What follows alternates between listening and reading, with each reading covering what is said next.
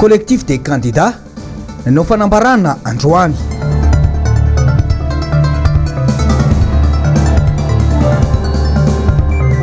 Fanelezana vaovao tsy marina nanao ampamoaka ny Sénat.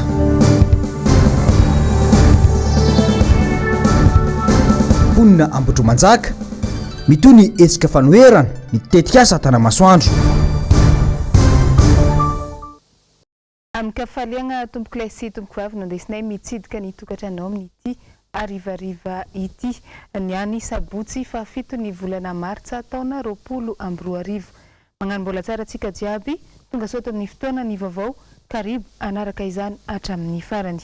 Vaovao makasika ny politika avetrana andesitsika manomboka ny fotoana amin'izao. Nivoaka tamin'ny fahanginany ny collectif des candidats tamin'ny fifidianana filoham-pirenena ny taona 2024. Nagnano fanambarana niaraka izy ireo androany tao aoriany ilay famorina mpagnano gazety nataony avy eo anivon'ny CENI sy nilazana fa nisy ny tsy fahatombanana tanatin'ny lisitra nampiasaina tamin'ny fifidianana ny fandimby teto Madagasikara. Andeha hoaratsika izay fanambarana izay Andriamatoa Marc Ravalomanana anisan'ireo kandidat tamin'izany fotoana izany no mitondra teny ny collectif des candidats. Toan'ny latsambaratra mivoaka malagasy ary indrindra izay candidat ranandre ny fanambarana nataony Andriamatoa Thierry Rakotonarivo filoha lefitry ny CENI izay nindraikitra ny fiadidina ny androm-panjakana CENI tamin'io andro io satria tsy tetantoerana ny filoha Thierry Rakotomanana ary nilaza fa misy doublon 1 273 141 izay mitsinjara toy izao anarana miverimberina 110 629 ary karapanondro mitovy laharana 1 162 512 tamin'ny isan'ny mpifidy voasoratra anarana 10 568 400 izay 5 millions eo ihany no tonga ny fidy. Koa akory ny agagana fa raha ataony kajy dia 1 273 141 mita amin'ny 5 millions dia vato 25% be izao no tsy tomombana. Gaga izay satria ny CENI izay tokony hiaro ny asin'ny fifidianana sy ny fanapahan-kevitra rehetra momba ny fifidianana indray no nandrava sy nanapotika ny asiny sy ny fahamarinana io fanapahan-kevitra io. Tsy ny tena zava-misy no ny anteheran'io androm-panjakana io raha nandray ny fanapahan-kevitra izy. Niarana hita ny fisavorovoronana teraka fanambarana io satria ny fototry ny fanjakana mihitsy no voaozongozona ary rava tanteraka ny fifampatokisana amin'ny fifampitondrana eto amin'ny tany sy ny fanjakana. Eto ary dia tsy ny valim-pifidianana na ny fanapahan-kevitry ny asa intsony no resaka fa lalina kokoa satria dia ny fototry ny fanapahan-kevitry ny ACC mihitsy no rava tanteraka. Ary izany dia mitarika ny faharavan'ny lanjan'ny fanapahan-kevitra io androm-panjakana io. Tsy ny tena zava-misy no ny anteherany io androm-panjakana io raha nandray fanapahan-kevitra izy. Miopapana loatra ny atambony tranga ka tsy misy lalàna azo anamarinana azy intsony. Izany foto-kevitra izany dia iken'ny rehetra manerana n'izao tontolo izao. Mazava ho azy fa izany lesiko izany dia nanamora ny fisian'ny osoka tamin'ny fifidianana. Raha jerena ny zavatra niseho tany Afrika, ohatra tany Malawi, tany Zimbabwe, dia hita fa tany amin'ireo firenena ireo dia tonga saina ary ny tanin'ny feon'ny fieritreretana hikatsaka ny fahamendrena ny mpitsara tao amin'ny fitsarana tampony ka tsy nifantoka afa-tsy tamin'ny andraikitra mba hiantohana ny fahamarinana izay ny afara tamin'ny fanafoanana ny fifidianana. Voafitaka tanteraka ianareo vondrona iraisam-pirenena fa dia ianareo no namantsy ny ampahany betsaka tamin'ny fanatanterahana ny fividianana mba hiantohana ny fangararana sy ny tsy fitongolanana ka eken'ny rehetra ny voka-pifidianana. Vokatra zany ianareo mpitondro dia manana ndraikitra lehibe ametraka ny fahefanareo amin'ny legitimité tsy azo lavina. Fa raha miziriziry amin'izao fisavorovorona misy zao ianareo dia hiteraka krizy vaovao eto amin'ny firenena malagasy. Tsara ny manamarika fa nisy ny solotenan'ireo kandida izay nandray anjara tamin'ny fifidianana filoham-pirenena tamin'ny taona 2024 na tsy teto toerana aza dia nisy ihany koa ny nandefa solotena nanao an'ireny fanambarana teny faravohitra ireny.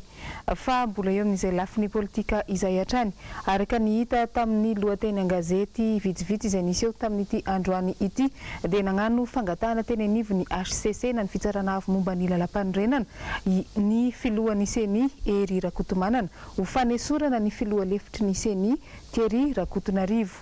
Ny tranga moa io tao aorian'ny famoahana izay nataony ity filoha lefitry ny seni ity ny famoahana n'ireo lesoka nandritra ny fifidianana. Toy izao indrindra no nandraisana Andriamatoa Marc Ravalomanana izany vaovao izany androany. Ny olona marina ndray ve nisorona re olona laza marina ny izy dia izy ndray nisorona za mbola tsy mahalala an'izany. Laza marina nanana fahasahina izy zay hiderana azy zay le lazany hoe olona mijoro amin'ny marina malala tsara ny tokony asoan'ity firenena ity. Za zao ohatra nitranga zao tany amin'ny firenena Afrika ohatra dia nilaza taminareo tany Malawi tany Zimbabwe dia hita tamin'ireo firenen'ireo fa tonga saina ireo mpitsara atao amin'ny fitsarana tapony fa nifatoka tanteraka tamin'ny andraikitra amena azy izy ary dia tsy nanao afa-tsy ny fiatohana ny fahamarinana zay ny afara tamin'ny fanafanana ny fifidianana. Fa tao aoriana ireny fanehoan-kevitra marobe nanao Sesilandy momba ny doublon tao anatin'ny lisam-pifidianana izay tany anatin'ny tambazotra tserasera Facebook sy ny fanehoan-kevitra momba ny fangatahana izay nataon'ny filohan'ny seni any amin'ny meto hampisarahana ny filoha lefitry ity vaomiera ity amin'ny asany dia fantatra androany fa tsy azo nidirana intsony ny tranokala fijerena ny lisitry ny mpifidy ao amin'ny tranokala ofisialy ny seni. Hatreto dia tsy mbola nitondra fanazavana mahakasika ny fanakatonana io tranokala io aniseny hatramin'ny ariva teo. Ahiahin'ny maro io isy fandraisany amin'ny savorovoro misy eto amin'ny firenena izao zavatra izao ka natao indrindra mba anafenana ny marina. Andrasana moa ny fanehoan-kevitry ny seni tao aoriana izay.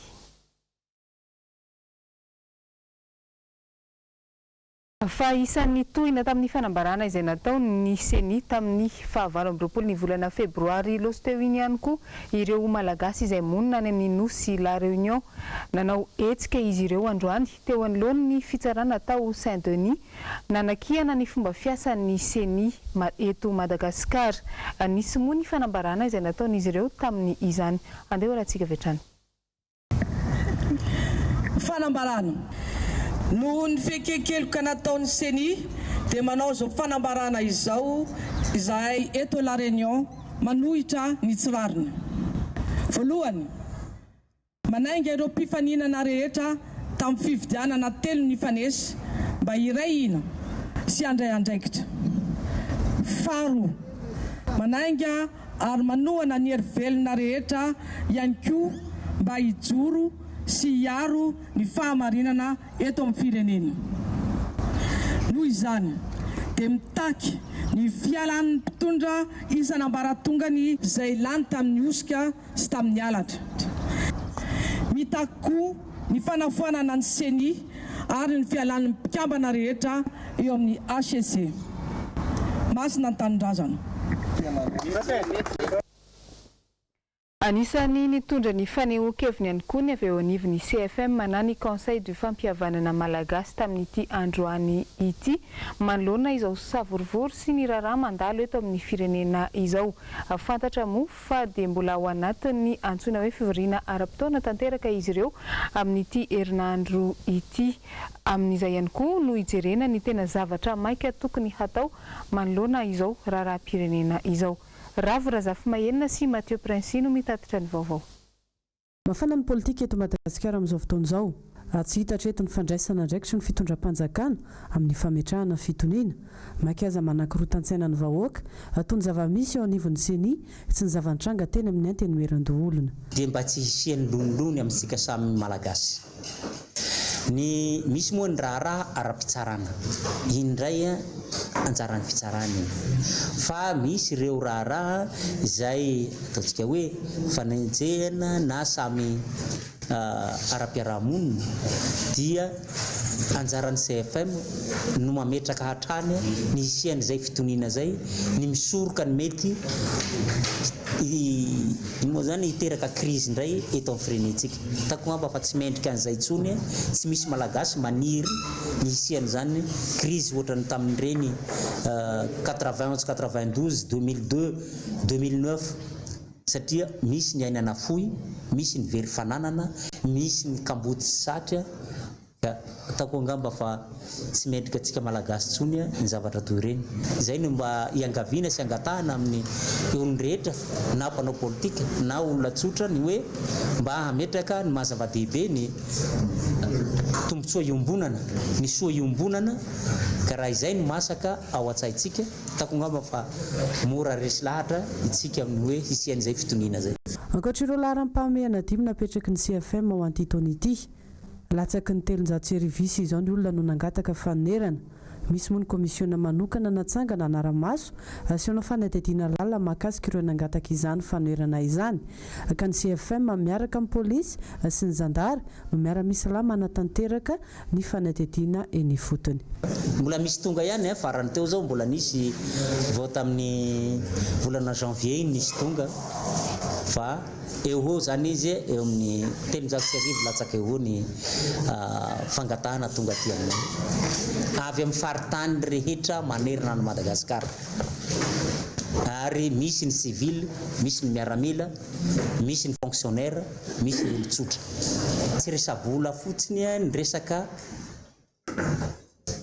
indemnisation fa maro dingana farany zany izy satria tsy maintsy jerena ny zava-marina amin'izy io. Ny ity resaka réparation na indemnisation voalazan'ity lalàna ity zany izay sahan'ny CFM dia mba hisia ny fampihavanana amin'ny samy malagasy. Ny resaka rabola dia ny zavatra nataonay dia ny efa nanao ny volavola na décret izay efa nomena ny zareo any amin'ny ministera ny fitsarana. Nagnano fanambarana ampamoaka androany ny biro maharitra eo anivon'ny senana ny antenimieran-doholona manoloana ny fanelezana vaovao tsy marina momba ity androm-panjakana ity. Germaine Menjanahary sy Tahiriny Ana Ranarynirina no mitatitra ny vaovao. Fanambarana avy amin'ny biro maharitra ny antenimieran-doholona androany fahena ny volana Martsa 2024. Tamin'ny faran'ny tolakandro ny faefatra ny volana Martsa 2024 dia nisy ny fanaraha-maso efa fanao na tsy napoizina ny fitaovam-piadiana teo amin'ny antenimieran-doholona araka ny baiko avy amin'ny ministera ny fiarovam-pirenena ary no mafisy ny lehibe ny état-major ny tafika malagasy na ny semgam sy ny baiko ambava avy amin'ny ministera misana ny filaminam-bahoaka. Ny biro maharitra dia midera io fandraisana andraikitra io izay hita fa tena ilaina tokoa saingy tsy mankasitraka ireo fombafomba nampiarina nentina nanatanterahana izany amin'ny mahandrom-panjakana ny antenimieran-doholona.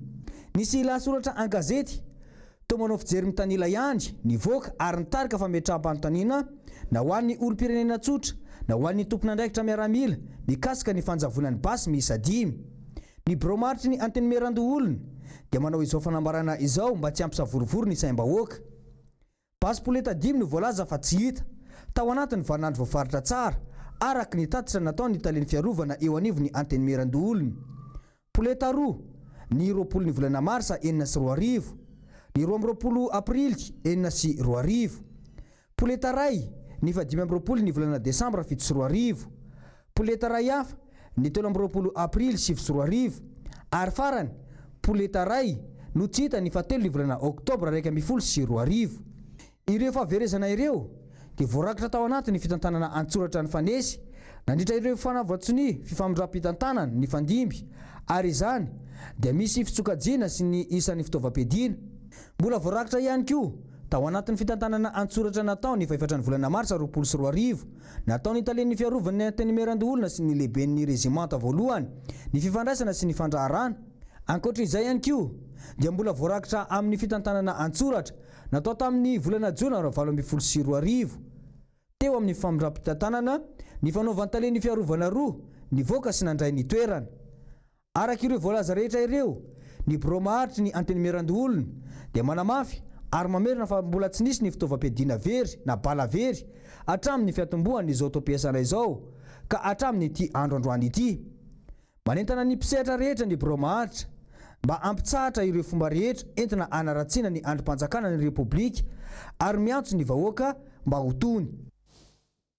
Vaovao mahakasika ny toe-karena eto Madagasikara dia iaraha mahita tahaka ny tafika andrefa-tanàna ny fahasairana ny mpitondra amin'izao mitady famatsiam-bola ho an'ny firenena avy any ivelany. Namaly ny fanontaniany ny mpagnano gazety manodidina izay indrindra androany ny filoha nasionaly ny Antoko Tim. Horantsika ny andindiny izay eo amin'ny rindran-tsary ny Manora Andriamalala.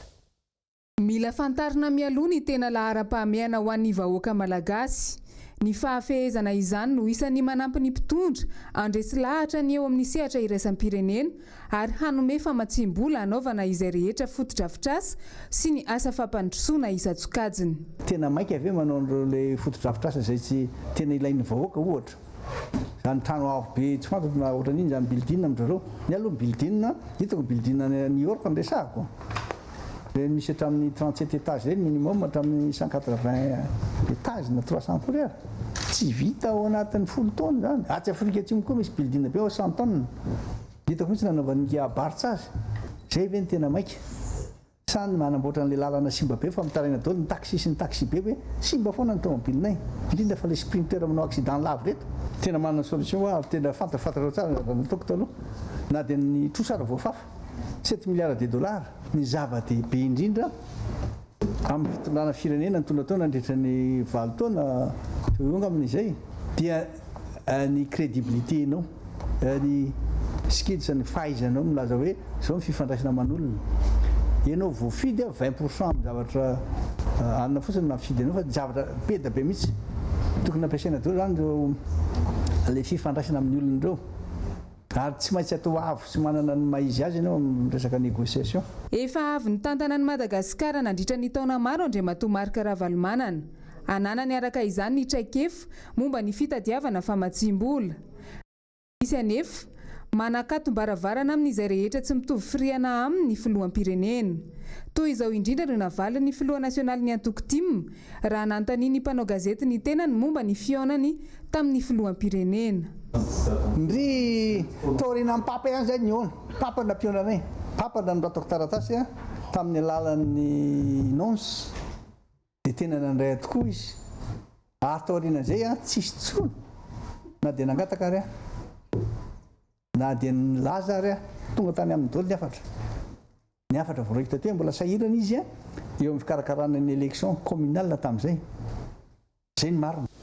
Mitohatra ny tolona tanterahan'ny mponina eny Ambotrimanjaka amin'izao fotoana tsy hijanona izany tolona izany raha toa ka tsy mbola misy ny vahaolana avy amin'ny fanjakana ny amin'ny hamindrana ny tetikasa Tanamasoandro any amin'ny toeran-kafa. Nory fitiavana sy Toky Ramarolahy no nanao ny fanadihadiana sy mitatitra ny vaovao. Manaitra n'isan'ny mpitondra fanjakana ny vahoaka Ambotrimanjaka mba hamaly ny fitakian'ireo mponina eny an-toerana momba ilay tetikasa Tanamasoandro. Zava-doza ho an'ny firenena hoy izy ireo ny fanotofana tanimbary indrindra raha sanatry ihany koa ka tonga eto amintsika ny aretina coronavirus. Raha sanatry ny vavaty le loza maneran-tany amin'ny virus coronavirus ty no tonga eto Madagasikara, inona ny tokony matimatesana? Ny Prime Ministre japonais zao hitantsika tsara voaingany izy nanao fanambarana mihitsy eran'izao tontolo izao hoe tokony himasoana ny lafin'ny fambolena. tokony masoana ny resaka favitahantena ara-tsakafo raha io le azo atao hoe ohatrany Aochine na ny Japon mantsy hoe le efa tratran'le virus dia mikatona ho an'ny tenany ao, tsy afaka mampiditra olona avy any ivelany ary tsy afaka mivoaka koa ny zay produit rehetra ao aminy. Ka raha ny eto amintsika ny sanatry ny vava tratran'izany, ndao mba saintsainina kely sanatry ny vava hoa fa tena idiran-dozantsika menakavy eo tsika. Ankoatran'izay ny 80% ny malagasy izay tatsa renge hoe zahantsika vonoina tsikelikely io, vonoina mifantofona ny tanimbariny. Zay zany hitany hoe misy zavatra tsy mety ihany ao anatiny ka misy zavatra tokony hojerevana akaiky ihany. Zay mahatonga anay mampiseho foana le firaisan-kinanay. Tsy marina kosa ny filazana fa somary mangingina ny tolona tanterahan'ireo vahoaka eny an-toerana. Mbola misy hatrany ny tolona tanterahan'izy ireo isaky ny farany herinandro toy izao. Fa tsy misy an'izany hoe efa milamindama, efa matoritory, tsy misy an'izany fa zao vao tena mitolona fa tonga daholo zao hatrany amin'ny fazatany rehetrarehetra any efa tonga eto daholo fa tsy misy an'izany no nampirisihako amin'ny vahoaka Ambotra Manjaka sy Ambodrapetara nosy be izay vola sy Akadimanga sy fiombonana aoka mba hitolona hatramin'ny farany ary hitombo bebe kokoa noho izao ny olona hitolona eto amin'ity faritra ity. Nambaran'ireo mponina trany fa tany mamokatra ny tambarina Ambotra Manjaka efa nahatratra 7 taona ny 1 hektara tamin'ny vokabary teo.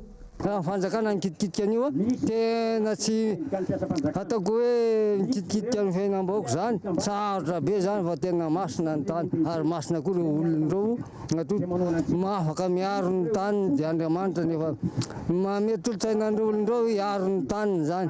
Tenga ny fanjakana mba handinika sy heritreritra fa vahoaka mitovy aminy, olombelona mitovy amin'ireo. Hatreto ny 80% tatsa eny Ambotra Manjaka dia nahazo tombotsoa avokoa amin'ity tambary ity. Tsy ny mpamboly vary ihany fa araka izao hita amin'ny sary izao na ny mpiompy, ny mpanjono, ny mpanao taozavatra.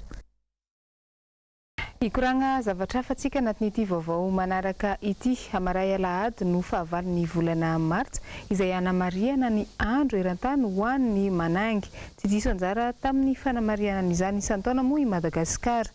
Nisy ny afatra izay nataon'ny filohan'ny Antoko-Tima androany ho firariantsoan'ireo manangy jiaby manerana ny Madagasikara.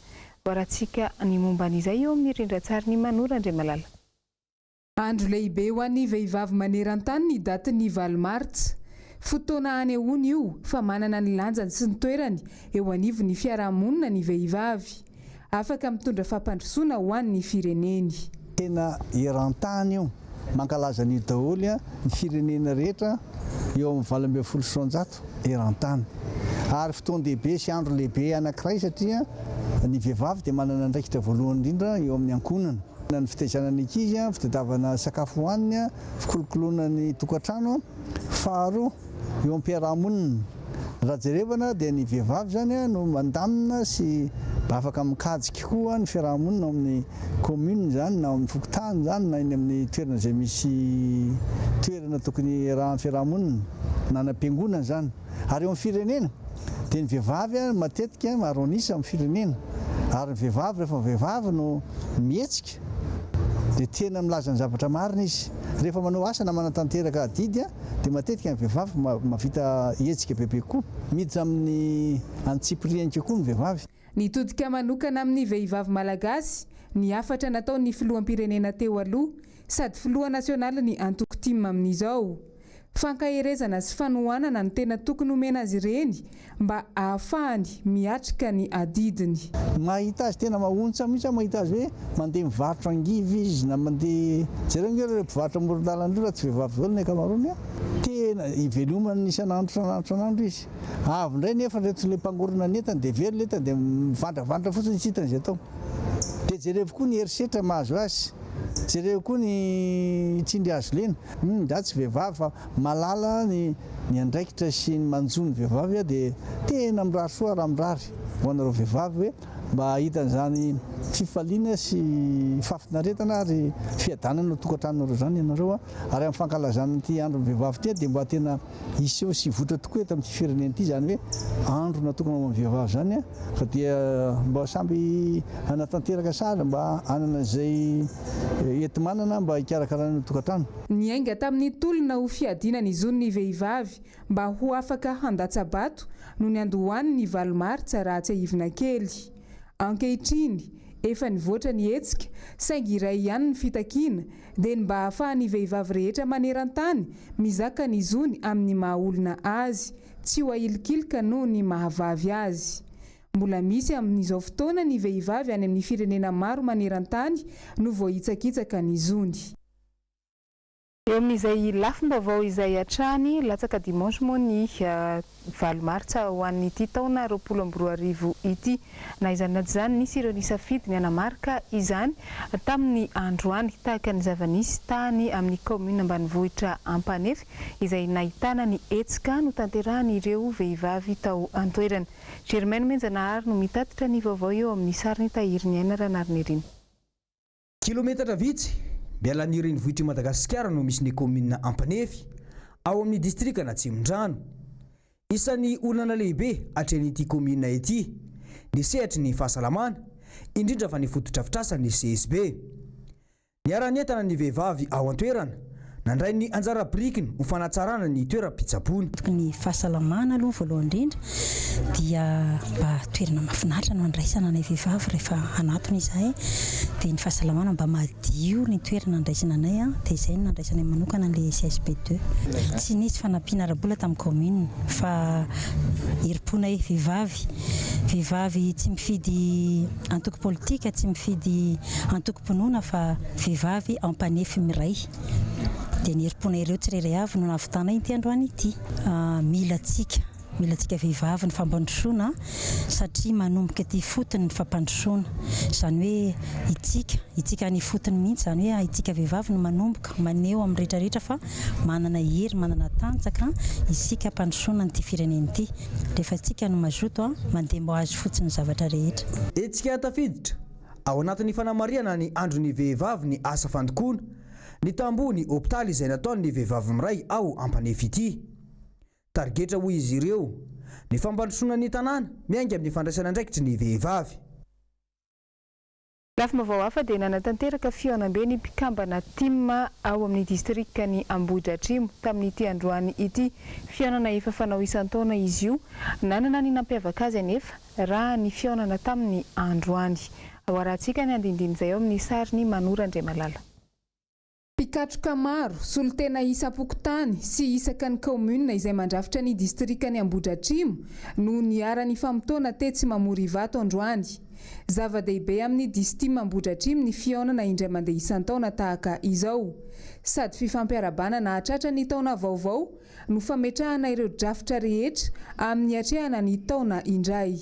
Fampiarabana hatratra ny taona fa indrindra koa fisaorana ny vahoaka tamin'ny fifidianana fandimby nisy fiatrehana fifidianana ary androany no naseho vahoaka ihany koa ireo olom-boafidy vaovao rehetrarehetra ao. Izany hoe azo lazaina fa fanamariana ny fanombohana ny tao-piasana koa ity fotoana androany ity. Fantatsika fa ny atoko tiako Madagasikara amin'ny ankapobeny dia ao anatin'ilay dingana atao hoe redynamisation amin'izao fotoana izao dia mifanindry amin'izay fotoana izay nazavaina tamin'ny mpikatroka ety amin'ny distrikana Ambohidratrimo androany inona moa no dikan'ireo dynamisation, nahoana no ataon'ireo dynamisation, inona no miandry antsika amin'izany ireo dynamisation izany ary inona no andrasana amintsika. Nisy ny fifampizarana nofikena amin'ny tampihavanana tamin'ny fotoana io ho fanamafisana hatrany ny firaisan-kinany ny samy mpikatroka tim. Eo amin'ny pejiny sosialy ny sokatra ho an'ireo zaza sy tanora hiara-ny herisetra Aranofo ny centre Vonjy ivitoerana araiky izy io fandraisana ireo niara-ny izany herisetra izany. Ao Toliara moa no nasiana n'ity centre Vonjy ity. Ravo Razafy Mahenina sy Mathieu Princy. Vitsy no mahasamilaza ny herisetra amazony ankizy sy ny tanora eto amintsika. Manontondasa nefa mandinina ny roa amin'ny 20 bis no niara-ny herisetra Ranofo manerana nosy raha 570 sy 100 ny tranga atao amin'ny faritra Atsimo andrefana. Dimy ihany koa ny fitoerana mandray an-tany ireo iaran'izany eto Madagasikara toy ny eto Antananarivo, Toamasina, Mahajanga, Nosy ary Toliara izay vao nisokatra omaly. Olona mipetraka matetika ny fomban-drazana izay mandeha fanjaza manambady mialohan'ny 12 taonany no tsy fampiny ireo ray aman-dreny ihany koa sandena volany zaza ka amidy amina vazazy mpanambola etsy andaniny mirongatra ihany koa ny fivarotantena n'ireo ankizy tsy ampitoana noho ny tsy fahampiany izay hatrany marefo ny fanetanana ray aman-dreny ampiditra ny zanany an-tsekoly tsy takatry ny akamaroan'izy ireo ny saram-pianarana raha tsy izany tsy ampanatokantrano iray ny vola miditra isam-bola singa avokoa ireo ampirisika ny ray aman-dreny hivarotra ny zanany na koa ampirongatra ny fanambadiana loloatra sy ny fivarotantena ny faritra atsimo andrefana no isan'ireo lasibatra voalohany amin'ny fisiana herisetra atao amin'ny ankizy sy ny tanora raha nytatra navoaka ny UNICEF 17 isanjato ny ankizy latsaky ny 12 taona no efa niditra atao anaty tokantrano ny taona 20 sy 4 vokatra mety ateraka izany anefa tsy mbola tomombana hiditra amin'ny firaisana ranofo ny toe-batana mbola tsy ampitaona vokatra mety ateraka izany anefa tsy mbola tomombana hiditra amin'ny firaisana ranofo ny toe-batana mbola kely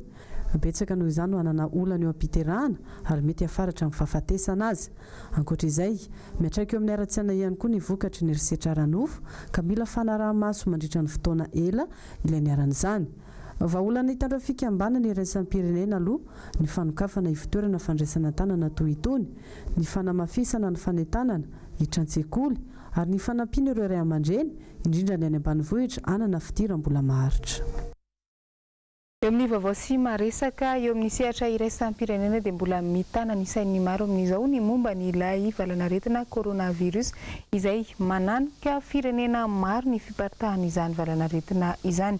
I Chine aloha hatreto no nipoirany aretina ary mbola mitondra fahaisana ihany koa hatramin'ny izao.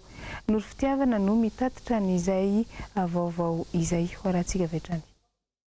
Efa mahery ny rahetsy ireo olona tratry ny valanaretina coronavirus maneran-tany hatramin'ny trangany ity aretina ity tany Chine izay fohibeny.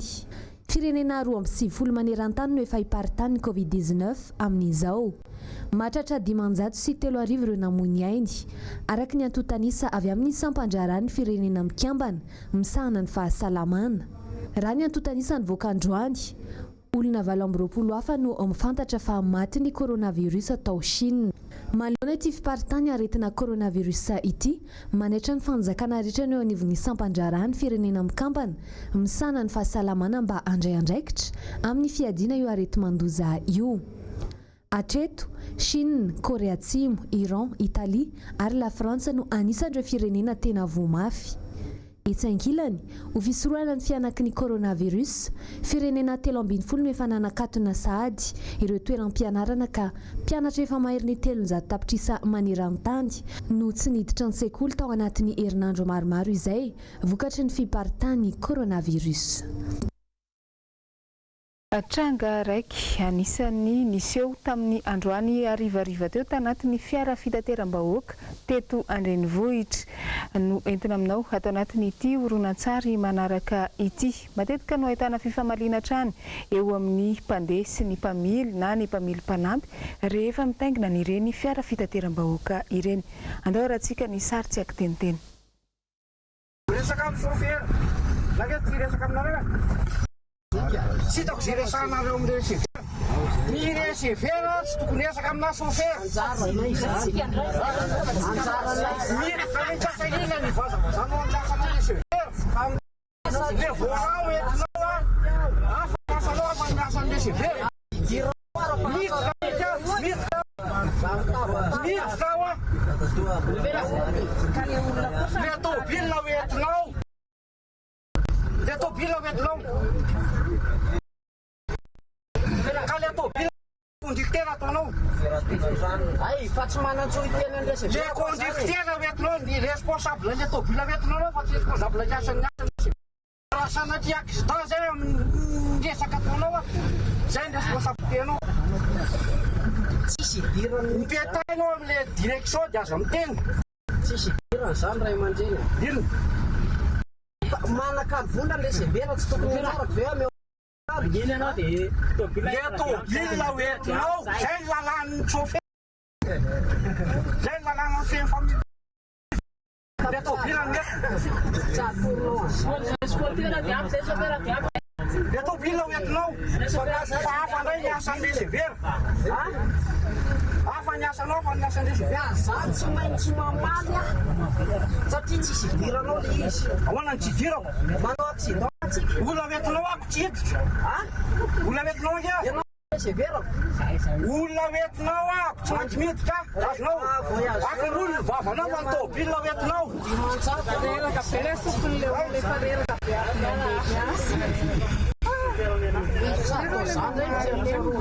maliny zany tsy manaja ny asanao ianao tsy manaja ny asanao ianao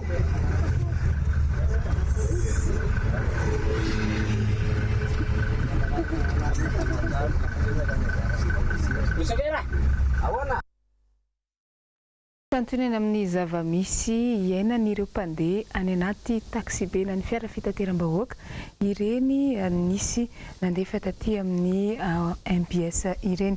Iny ihany koa no andesintsika mamarana ny vaovao tamin'ity androany ity mankasitraka avinao feno nanaraka izany hatramin'ny farany.